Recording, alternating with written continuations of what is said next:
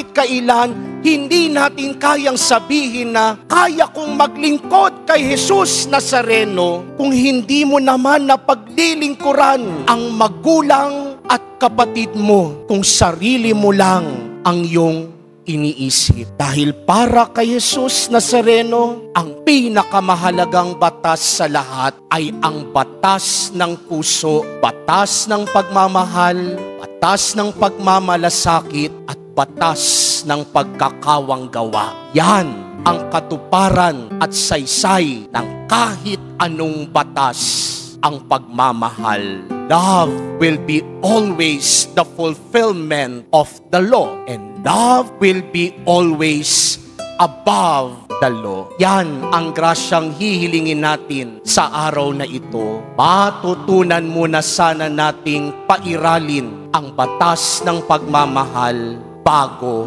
ang panghuhusga.